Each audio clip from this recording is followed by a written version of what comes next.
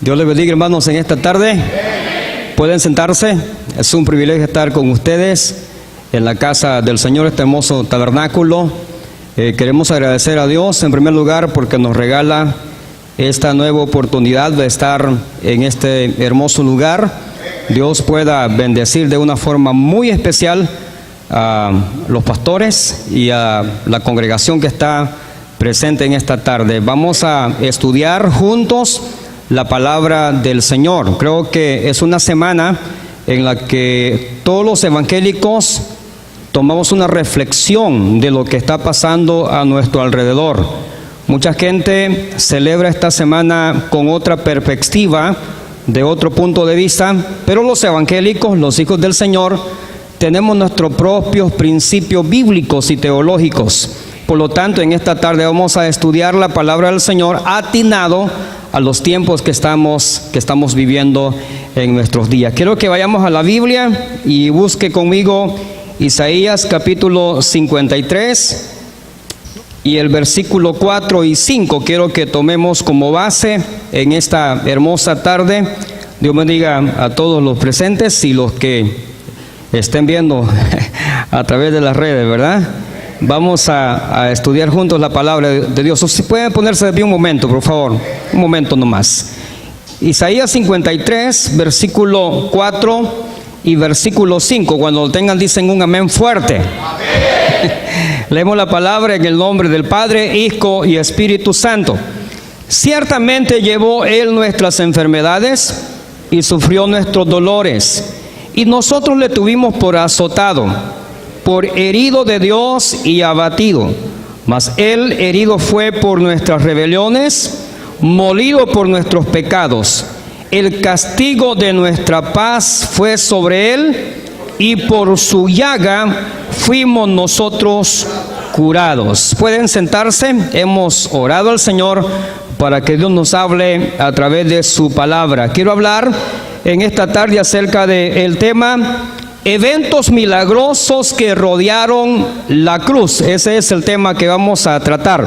Eventos milagrosos que rodearon la cruz. Cuando vamos a la historia de la palabra, encontramos a un profeta allá por el año 700 antes de Cristo, y ese profeta es Isaías. Es llamado de parte del Señor para hablar al pueblo de Israel en aquel momento crítico que estaba pasando cuando el rey Uzías había muerto a través de una rebelión, pues Dios lo había dejado leproso y se había muerto, y Dios llama al profeta Isaías para que empiece a hablar la palabra, a exhortar al pueblo de Israel. Y cuando vemos la comparación de Isaías con la palabra del Señor, con la Biblia, nosotros encontramos que Isaías es una miniatura de la Biblia. Tiene 66 capítulos, está dividido en dos secciones, igual que la Biblia tiene 66 libros, está dividido en dos secciones. El Antiguo Testamento, que tiene 39 libros, la primera sección de Isaías tiene 39 capítulos. La segunda sección tiene 27 y la Biblia tiene, el Nuevo Testamento tiene 27 capítulos. Entonces, cuando empezamos a ver eso, encontramos que Isaías es la Biblia en pequeño. Y algunos escritores en aquel entonces le pusieron varios nombres, como por ejemplo dijeron el quinto evangelio. Dijo Policarpo, era un discípulo de Juan el teólogo, dijo que Isaías era el quinto evangelio. Otro dijo que era el libro más apasionado del Antiguo Testamento. Y es que cuando empezamos a ver las profecías de Isaías, no existe otro libro en el Antiguo Testamento que tenga las profecías más exactas de la vida de Jesús sobre la faz de la tierra. Quiero en esta tarde que estudiemos algunos eventos sobrenaturales que ocurrieron en el momento en que Jesús está colgado en un madero. Ni siquiera pasaron mientras Él anduvo predicando, mientras Él anduvo sanando, enseñando, sino que los eventos que vamos a estudiar en esta tarde sucedieron cuando Él estaba colgado en un madero. Quiero que vayas conmigo a Lucas capítulo 23 y empecemos a estudiar esta hermosa palabra en esta tarde. Creo que vamos a estar leyendo mucho la Biblia. Así que estén atentos para que podamos encontrar los versículos de la palabra del Señor. Lucas en el capítulo 23 y versículo 44 y versículo 45 dice la palabra. ¿Lo tienen? Cuando era como la hora sexta, hubo tinieblas sobre toda la tierra hasta la hora novena. El primer evento que encontramos nosotros exactamente a las 12 del mediodía, vamos a tratar la manera de llevarlo así un tanto despacio para que podamos entender el mensaje y lo que quiero decir en esta tarde a través de la palabra. Jesús, dice la Biblia, que fue clavado o fue crucificado a las 9 de la mañana. Desde las 9 de la mañana Él está crucificado, pero exactamente a las 12 del mediodía, que es la hora sexta, algo sobrenatural sucede sobre todo Jerusalén, sobre todo alrededor de Israel, algo sobrenatural, y es que vino una oscuridad aterradora. La gente nunca había experimentado en Israel, de los que estaban ahí, de la diáspora, de los judíos que estaban de otros países, en la fiesta de la Pascua, de los tabernáculos y de la cosecha o Pentecostés, jamás habían experimentado una oscuridad de 3 horas. Empieza desde las 12 del mediodía hasta las 3 de la tarde, que es la hora que dice novena. Es decir, cuando Cristo está clavado en la cruz del Calvario, hay una oscuridad, y eso demostró que Cristo era incuestionablemente el Hijo de Dios. Dicen amén. La gente tenía en sus pensamientos que el maestro era un impostor, que era un profeta más, que era alguien que simplemente había venido a engañar a la gente, que era un profeta, y la gente pensaba de esa manera. Pero cuando sucede lo que está pasando en ese momento, incuestionablemente la gente se pone a pensar diferente. Amén. Fíjese que los seres humanos somos así. Es que mientras no vemos algo sobrenatural, mientras no contemplamos algo fuera de la naturaleza, como que no creemos. Alguien dijo, si no veo, no creo. Entonces la gente desde ese momento empieza a tener otra perspectiva. La creación misma, y esto es interesante, quiero que estés conmigo, es interesante, y es que la creación misma no soportaba ver morir a su creador. La creación misma no estaba soportando ver morir a su creador colgado en un madero, de tal manera que la naturaleza misma, el sol se apaga y todo se apaga y se hace oscuridad. No querían ver el sufrimiento del Hijo de Dios. La misma naturaleza, la misma creación no soportaba ver el sufrimiento que tenía su creador. El sol, la lumbrera mayor, tuvo que apagarse ante quien lo había creado. El sol mismo, cuando ve que su creador está sufriendo clavado en la cruz del Calvario, se apagó. Y se apagó por 3 horas, hermano. Yo no sé si usted se pone a pensar en esos momentos cuando la luz se va en nuestras casas. A veces media hora se va la luz por la noche y usted está en oscuras, el ventilador no funciona, el aire acondicionado no funciona y estamos en oscuridad. ¿Cómo sentimos cuando no hay luz? Cuando no hay electricidad. Amén. Pero en ese momento no era de noche. En ese momento no eran ni las 8 ni las 10, eran las 12 del mediodía. Era cuando el sol tenía que estar en su más fuerte calor. Pero el sol mismo, dice la palabra, que se apagó porque no podía soportar ver morir o sufrir a quien lo había creado. El mundo entero se consternó al ver morir a Jesús, pero no así los hombres. La gente que lo había acusado, la gente que lo había crucificado, la gente que había hecho todos los males al maestro, no está pensando como la creación está viendo en ese momento. Pero Dios, a través de la creación, nos está dando un gran mensaje. El día más oscuro de la raza humana, el Hijo de Dios muerto por los pecadores. Quiero que vayas a 1 de Pedro, en el capítulo 2 y versículo 24, por favor. Vayamos a la palabra y empecemos a leer unos versículos que nos van a servir de mucho. 1 de Pedro, en el capítulo 2 y versículo 24, dice la palabra: quien llevó él mismo nuestros pecados en su cuerpo sobre el madero, para que nosotros, estando muertos a los pecados, vivamos a la justicia, y por cuya herida fuisteis sanado. Isaías había dicho otra palabra. Isaías había dicho: y por su llaga fuimos nosotros curados. Pedro ahora dice: y por su herida, así dice, ¿verdad? Amén, cuya herida fuimos nosotros curados. Es decir, el maestro, hermano, fíjense que hay películas de la pasión de Cristo que usted las puede ver y nos sentimos así como conmovidos por las escenas que presentan los que la filman, pero nunca se va a acercar a la realidad en la que Cristo estaba clavado en la cruz del Calvario. La Biblia dice que no había ningún parecer en él para que lo deseásemos. El Señor estaba desfigurado, dice Isaías. El Señor estaba inconocible. Habían pegado 39 azotazos, es decir, 40 menos 1. Habían arrancado su barba, habían hecho una corona de espina, habían hecho con el maestro lo que habían querido hacer. Entonces él, en la cruz del Calvario, no se conocía. Era una llaga su cuerpo,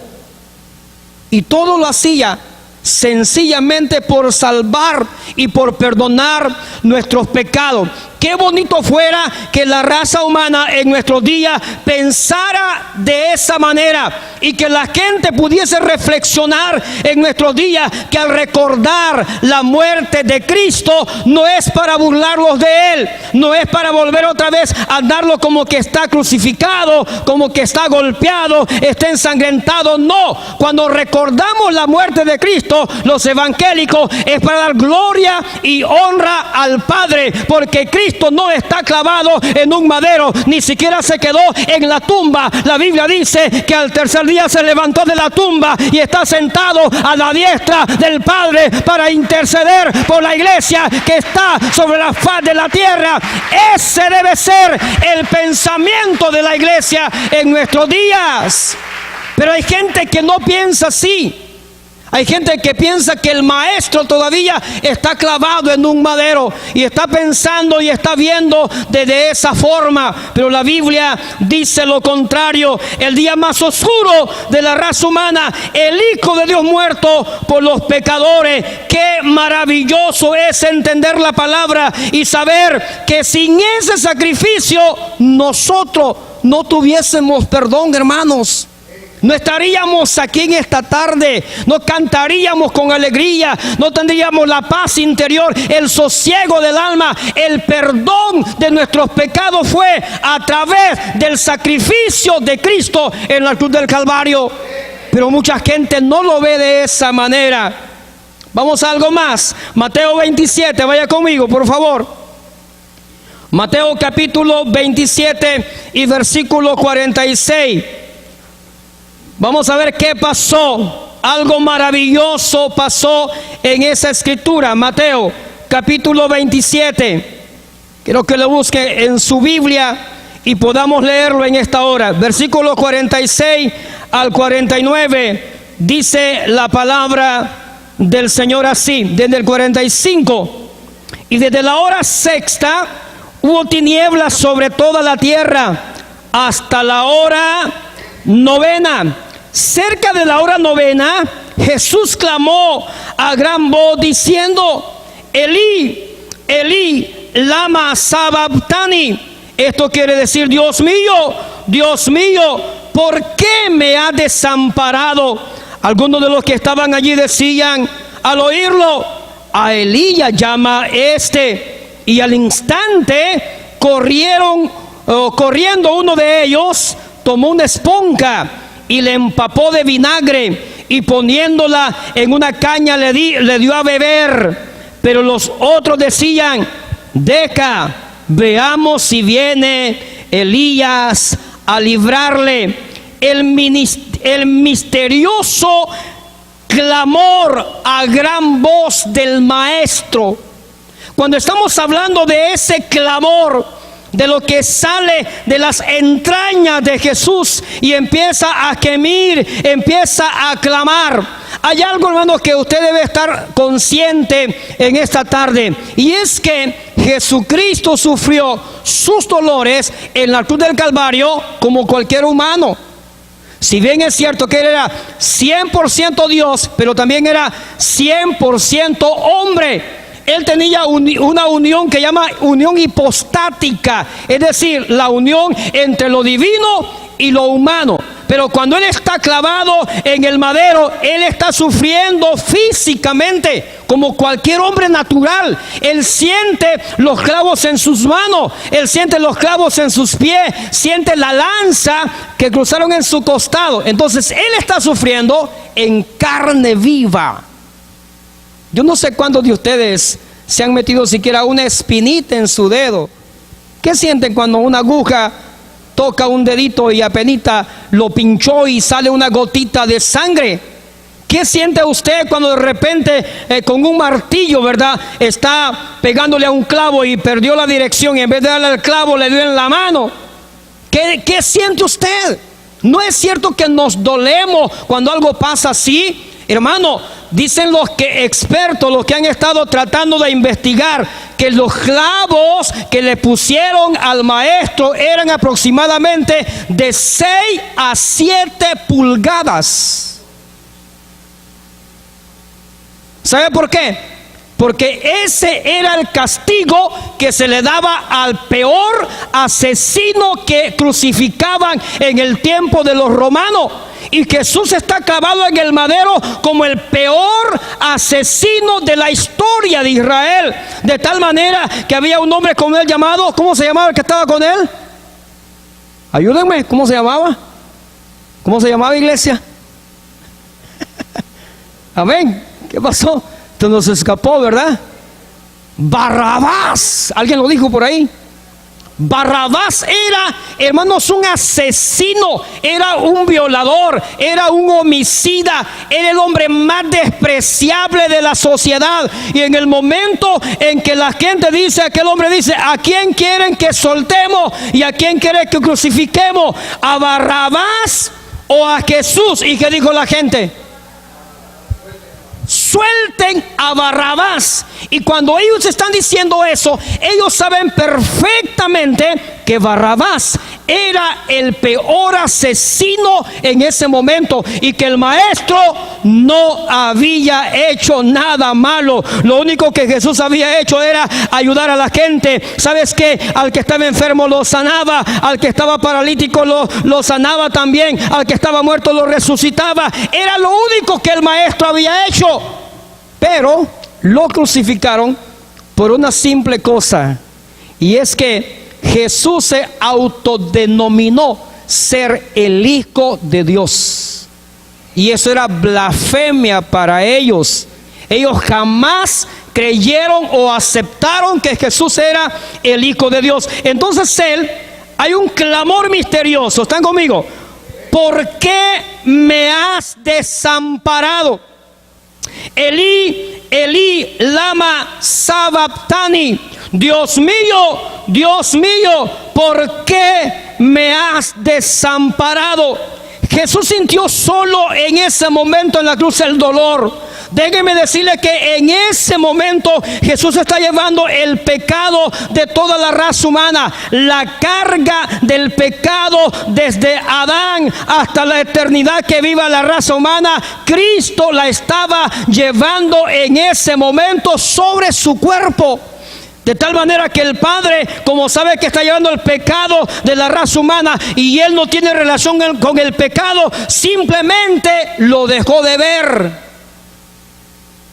Lo dejó de respaldar, como quien dice, aunque Jesús estaba hecho una llaga en la cruz del Calvario, y mientras el Padre irradiaba sobre él, mientras el Padre tenía siempre la comunión con él, el maestro no tenía problema, el Padre le daba fuerza, el Padre le daba la capacidad. Pero hay momentos en que el Padre corta la relación hacia el Hijo y Jesús se siente solo en la cruz del Calvario, y es en ese momento en que él dice: Padre, Dios mío, ¿por qué me has dejado de ver? Dios mío, ¿por qué me has dejado solo? Pero era que el Padre no podía tener relación con el pecado que en ese momento el Cristo de la gloria estaba llevando por la raza humana. Hermanos, qué tremendo y cómo duele el corazón cuando la gente no entiende esto. Cuando las personas en nuestros días tienen otro pensamiento acerca del sacrificio de Cristo. Hay gente que no sabe el dolor que Jesús sufrió por él en la cruz del Calvario. Pero nosotros como iglesia sí lo entendemos, y es por eso que estamos en esta tarde para darle glorias a Él. La santidad de Dios se apartó de Jesús para que solo el Cordero, el Cristo, sobre Él recayera todo el peso del pecado del mundo. Cristo absorbió el pecado del mundo en sacrificio. Dios no podía ver a su Hijo en ese momento, porque como Cordero estaba siendo sacrificado para llevar los pecados. Vuélvase a Isaías, por favor, en el capítulo 53 y el versículo 5, lo que Isaías dice: mas Él herido fue por nuestras rebeliones, molido por nuestros pecados, el castigo de nuestra paz fue sobre Él, y por su llaga fuimos nosotros curados. Oiga esto: el castigo de nuestra paz fue sobre Él. El Maestro cargó con el pecado de la raza humana. El Maestro cargó con mi pecado. El Maestro cargó con su pecado. El Maestro cargó con el pecado de toda la raza humana. Qué bonito fuera que el hombre entendiera esto, que la gente comprendiera el sacrificio que alguien ya hizo por ellos. Yo estoy seguro que la gente corriera al altar, a las iglesias, a pedir perdón, pero lastimosamente no es así. En estos días la gente piensa diferente, la gente celebra de diferente manera, la gente está haciendo otra celebración diferente a lo que la Biblia enseña. Pero nosotros entendemos la situación como está. Vamos a Juan, en el capítulo 19, otro evento, hermanos, sobrenatural que acontece en ese momento. Juan, capítulo 19 y el versículo 30. Quiero que lo busquen en su Biblia y lo lean conmigo en este momento. Juan 19 y versículo 30. El maestro dice unas palabras maravillosas. Cuando Jesús hubo tomado el vinagre, ya, porque ustedes saben que cuando él clamaba: Elí, Elí, lama sabactani, dice que alguien corrió y empapó una esponja de vinagre y la puso en sus labios, ya, porque estaban pensando que él estaba llamando a Elías, estaban pensando que él estaba clamando a alguien más. Dice el versículo 30: cuando Jesús hubo tomado el vinagre, escucha, hermano, qué tremendo es esto. Imagínense tener sed en nuestra vida, tener usted deseo de tomar algo, de tomar agua, de que le den algo a usted en ese momento de dolor, y alguien se acerque y le meta una esponja llena de vinagre. Qué groseros somos los seres humanos. Qué terrible, qué tremendo es eso. De verdad que cuando leemos esto nos da como sentimiento, nos da dolor en el corazón, y no podemos nosotros, hermanos, dejar de sentirnos sentimentales cuando leemos esto en la Biblia. Yo sé que no existen palabras de cómo expresar lo que siente un corazón evangélico cristiano cuando lee esto. Hay momentos que no puedes detener tus lágrimas de llorar por lo que Cristo hizo por ti. Pero hay gente que no llora. Hay gente que llora viendo la serie, ¿verdad? Hay gente que llora viendo las películas de aquellos actores que hacen cosas y les da sentimiento y empiezan hasta a llorar. Pero no lloran leyendo la Biblia. No lloran escuchando un mensaje de la palabra. No hay sentimientos que toquen, hermano, aquello lo más profundo de las entrañas y el corazón de la gente. Dice la historia que el que hizo la película La Pasión de Cristo, la última que ha salido, dice que cuando llegó al momento de que Cristo dijo estas palabras, el hombre no soportó de llorar y lo encontraron en su oficina derramando lágrimas en su escritorio. Cuando llegó el momento en que Jesús había entregado su espíritu, dice que empezó a llorar. Hermano, ellos no son evangélicos. Los que hacen esas películas no son evangélicos. Simplemente son personas que tienen un gran potencial para poder discernir las cosas, pero no tienen un nacimiento de nuevo. Pero ese hombre empezó a llorar. El maestro dijo estas palabras: cuando Jesús hubo tomado el vinagre, dijo: consumado es. Y habiendo inclinado la cabeza, oiga esto, entregó el espíritu. Consumado es. Este fue el grito de triunfo y la entrega del espíritu de Jesús. Cristo había completado su obra, cumplió con su misión. Él había llegado hasta donde el Padre había dicho que tenía que llegar. Él había consumado la obra que vino a hacer a esta tierra. Cristo no dejó a media la misión que traía para hacer en esta tierra, como algunos dicen. Alguien está diciendo que Cristo dejó empezada la misión. No, la misión de Cristo fue terminada. Él dijo: consumado es, que significa hecho está. Amén. Ahora Él había escogido a 12 personas, las había enseñado, las había discipulado, les había enseñado teología, les había enseñado enseñanzas teológicas, y cuando Él muere, Él sabía que esos 12 iban a continuar con la predicación del evangelio, no con la obra que Él venía a hacer, porque la obra que Él venía a hacer era morir por la raza humana, que nadie más lo puede hacer. Pedrito no lo pudo hacer, Juancito no lo pudo hacer, María no lo pudo hacer, ¿verdad que no? Nadie lo pudo hacer, solamente Cristo. Entonces Cristo había completado su obra, cumplió con su misión, entregó su espíritu. Cristo murió por su propia voluntad. Cristo murió a eso de las 3 de la tarde, 3 p.m. de la tarde. Era la hora en que los sacerdotes hacían el sacrificio simbólico del cordero por la gente. El Hijo de Dios estaba siendo sacrificado por el pueblo fuera de la ciudad. Estaba siendo crucificado en la localidad llamada, el lugar llamado La Calavera, fuera de la ciudad de Jerusalén. El cordero de Dios estaba siendo sacrificado.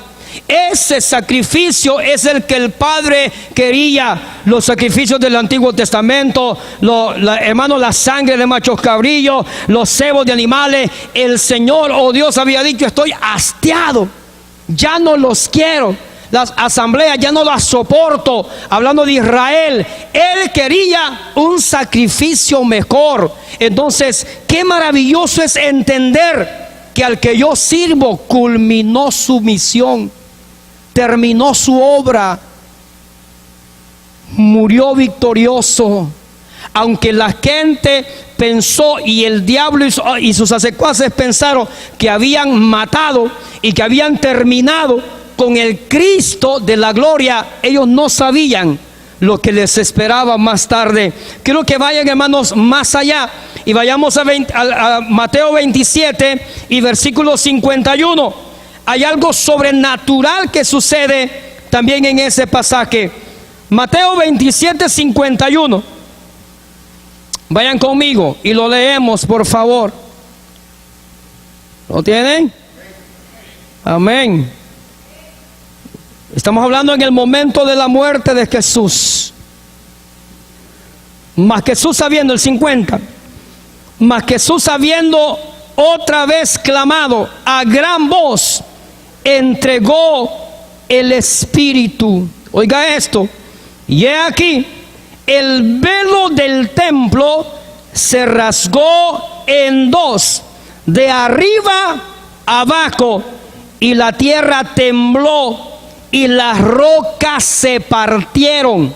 En el momento en que Jesús murió, en el momento que Él entrega su espíritu en la calavera, pero en el templo está sucediendo algo que jamás se había visto. Los sacerdotes están viendo que el velo del templo se empezó a romper en nuestro salvadoreño.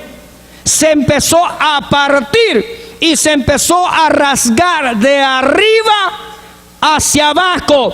Eso indicaba que la obra que estaba pasando era celestial. Además, ese velo no era de 2 metros, ese velo no era de 3, era un velo de 25 a 30 metros de altura.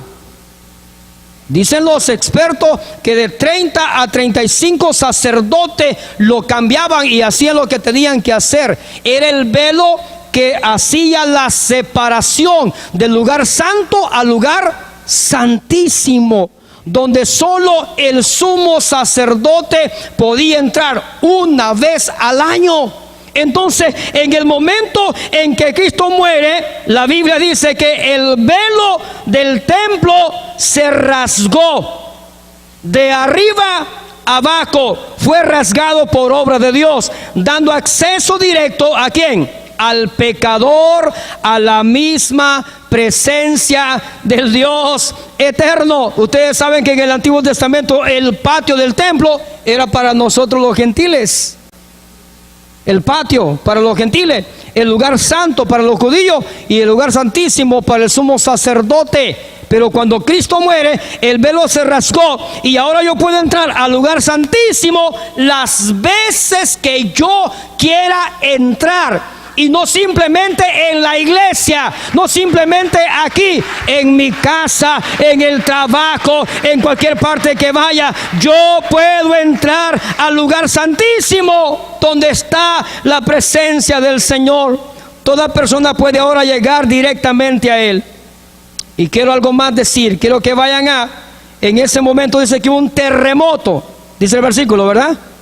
Amén, hubo un terremoto. Este fue un acontecimiento aterrador para las personas que estaban en el Gólgota y para todo el pueblo. Versículo 51 y la parte B. La tierra tembló porque no podía soportar que su arquitecto, oigan esto, que su arquitecto y creador fuera sepultado en ella. O sea que cuando Cristo muere, la misma tierra tembló. El sol se había apagado, estaba en una oscuridad completa. La gente no podía ver lo que estaba aconteciendo porque era tiniebla. De las 12 del mediodía hasta las 3 de la tarde había tiniebla completa en toda Jerusalén. La tierra tembló para simbolizar el golpe fatal al dominio de Satanás. Las rocas se partieron. Increíble verdad, hermano. Yo no sé si usted se alegra cuando lee la Biblia y llega a este momento. El Dios a quien usted sirve no es un diosillo como sirve la gente del mundo. El Dios a quien sirve usted es el creador del cielo, de la tierra y de todo lo que existe. El Dios a quien sirve la iglesia evangélica es el Dios que tiene poder que puede hacer que la tierra tiemble, que las rocas se abran, que los sepulcros se abran. Oiga, hermano, qué tremendo. Váyase al versículo 52 del capítulo 27 de Mateo. Y se abrieron los sepulcros y muchos cuerpos de santos que habían dormido, ¿qué pasó? Se levantaron, hermano. Qué maravillosa noticia. Muchos santos del Antiguo Testamento fueron resucitados en ese momento. Versículo 53. Y saliendo de los sepulcros, después de la resurrección de él, vinieron a la santa ciudad y aparecieron a muchos. Oiga esto, yo quiero que me preste atención a lo que voy a decir, porque muchas veces como que no entendemos lo que pasa.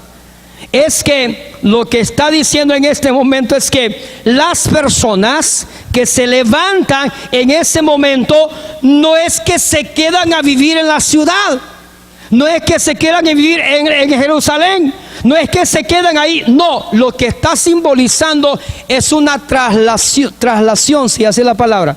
Está trasladando el lugar donde estaba el Hades, el seno de Abraham, lo está sacando del centro de la tierra y lo está transportando a un paraíso en el cielo. Es decir, los santos que se levantan, como quien dice, ejemplo, y los ven en la ciudad, pero nunca más los vuelven a ver, porque van a un paraíso, al cielo. Porque si nosotros decimos que se quedaron en Jerusalén, esos tienen que volver a morir, y eso no puede ser. Si alguien dice que se quedaron viviendo en Jerusalén y que se quedaron ahí, no es cierto, no es verdad. Simplemente es la evidencia de que Cristo es el primero que ha resucitado. Amén. Para no volver a morir. Pero no ha sucedido otra resurrección. Simplemente los sepulcros se abrieron, se levantaron aquellos y pasaron por la ciudad dando testimonio y van para el cielo. Y luego van a regresar cuando Cristo venga a levantar su iglesia. Yo no sé si usted entendía eso que estamos diciendo en esta tarde. Porque muchos he escuchado decir, no hermano, los que resucitaron el día en que Jesús resucitó, se quedaron en la ciudad. Y yo digo, no puede ser. No puede ser, porque no pueden morir dos veces, hermano. Ni pueden resucitar dos veces. Simplemente morimos una vez y resucitamos una vez. Entonces, mientras Cristo estuvo en el corazón de la tierra, dice que fue a las partes bajas de la tierra, fue a los espíritus encarcelados. No fue a predicarle salvación, porque entonces nos metemos en problemas, sino que le fue a confirmar que sí, él iba a levantarse de la tumba y que al tercer día él iba a resucitar, iba a estar en el cielo y que allá él iba a hacer cosas extraordinarias. No podemos nosotros decir que Cristo fue a predicar al infierno, si los que están muertos ya no tienen oportunidad, hermano. Entonces, si Cristo va a predicar al infierno, entonces los que mueren sin Cristo tienen oportunidad de salvarse. Amén.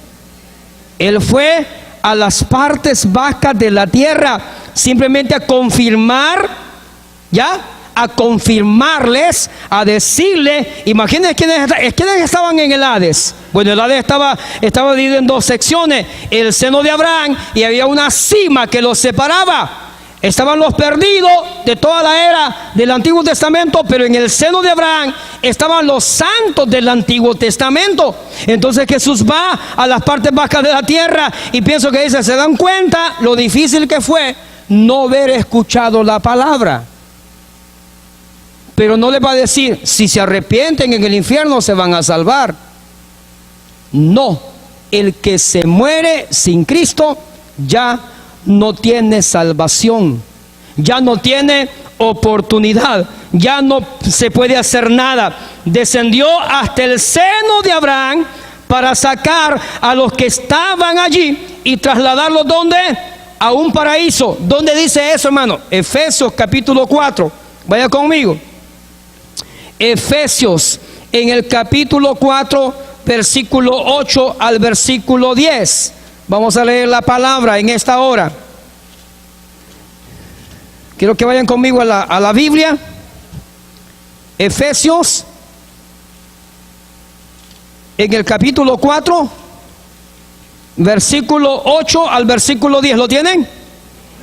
Por lo cual dice: subiendo a lo alto, llevó cautiva la cautividad y dio dones a los hombres. Y eso de que subió, ¿qué es? Sino que también había descendido primero a las partes más bajas de la tierra. Oiga eso, llevó cautiva la cautividad. Es decir, fue a la parte baja de la tierra y sacó el seno de Abraham y lo transportó a un paraíso en el cielo. ¿Cómo me lo demuestra, pastor? Sencillo. El ladrón que estaba en la cruz del Calvario con él le dijo: hey, Señor, acuérdate cuando venga en tu reino. ¿Qué le dijo el maestro? Hoy mismo estarás conmigo. ¿Dónde? En el paraíso. No le dijo: hoy mismo estarás conmigo en el Hades, en el seno de Abraham. Le dijo: hoy mismo estarás conmigo en el paraíso. Y luego Pablo nos confirma en su testimonio que conoció un hombre, dice él, hace muchos años, si en el espíritu no sabe, si en la carne tampoco, que fue transpuesto al tercer cielo, al paraíso de Dios, donde vio cosas inefables, cosas que no le pueden ser contadas al hombre, cosas extraordinarias. Es decir, Pablo es llevado en un éxtasis al paraíso de Dios en el cielo. Todos los que mueren con Cristo ya no tienen que ir al seno de Abraham. Todos los que mueren con Cristo ahora van a un paraíso en el cielo, una sala de espera. No están todavía en la presencia del Señor. Amén. Pero todos decimos: no, hermano, ya está en la presencia. No, todavía no. Está en el paraíso, sala de espera. Todavía no. Tranquilo. Para estar en la presencia del Señor tienen que venir a levantar sus cuerpos glorificados y estar en la presencia del Señor, que es muy diferente. Ok, vamos más adelante. Y esta es la última, Mateo 27, 54. Termino con esto.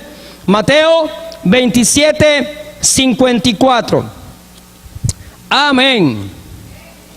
Dice la palabra del Señor, Mateo 27, 54.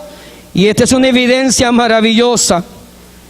Del 53, y saliendo de los sepulcros, después de la resurrección de él, vinieron a la santa ciudad y aparecieron a muchos, los que dijimos que habían resucitado. Simplemente se habían levantado y se habían trasladado hacia el paraíso. 54, el centurión y los que estaban con él, ¿dónde? Guardando a Jesús, visto el terremoto y las cosas que habían sido hechas, ¿qué pasó? Empezaron a temblar, temieron en gran manera y dijeron: hasta ese momento, están diciendo, verdaderamente este era el Hijo de Dios. Hasta en ese momento los soldados, los que habían estado, hermanos, durante toda la travesía de la pasión de Cristo, y lo habían visto como el impostor, lo habían visto como el hombre que había engañado a la gente, hasta el momento en que están viendo lo sobrenatural que está pasando. O sea que la confesión del centurión y de los demás acerca de Cristo dijeron: verdaderamente este era el Hijo de Dios. No solamente confesaron, sino que tuvieron temor. Y además, esta confesión es símbolo de la salvación. Pablo dice a los romanos en el capítulo 10 y versículo 9, que si confesares con tu boca que Jesús es el Señor y creyeres en tu corazón que Dios le levantó de los muertos, serás salvo. Porque con el corazón se cree para justicia, pero con la boca se confiesa para salvación. O sea que podemos decir que el centurión y los que están con él, ¿por qué no decimos que Cristo lo salvó? Si lo están declarando como el Hijo de Dios, lo están declarando como el Mesías, lo están declarando como el verdadero que tenía que venir. Los hombres huyeron de miedo, pero las mujeres, las mujeres fueron valientes, las mujeres, y estuvieron con Jesús hasta el último momento. 55 y 56, estaban allí muchas mujeres mirando de lejos, las cuales habían seguido a Jesús desde Galilea, sirviéndole, entre las cuales estaban María Magdalena, María la madre de Jacobo y de José, y la madre de los hijos de Zebedeo. Todos se fueron y solo las mujeres se quedaron. ¡Qué privilegio más especial para las mujeres! ¡Qué valentía! ¡Qué sensibilidad! Y eso no es un secreto. Casi siempre en todas las iglesias hay más mujeres. Y son bien valientes las mujeres. No les creí. Pensé que iban a ver, hermano, gloria a Dios. No les creí. Son valientes ellas. De tal manera que el pastor Yogi Cho de Corea del Sur quiso empezar a hacer los grupos de crecimiento familiares con varones y no le funcionó. ¿Y saben con qué le funcionó? Con las mujeres. Las mujeres le funcionaron en los grupos celulares y ahora tiene una iglesia enorme. Después de todo este legado que Cristo nos ha dejado, no podemos hacer otra cosa que rendirnos en adoración y en arrepentimiento a Él y servirle con todo el corazón y darle a Él toda gloria y toda honra. Hoy es el día de reconocer el sacrificio que Cristo hizo por nosotros. Quiero que esté de pie en esta tarde. Le damos gracias al Señor por lo que Él ha sido, por lo que Él es y por lo que Él será. No sé si entre nosotros hay personas que no son evangélicas, amistades que hayan venido y que no han aceptado a Jesús.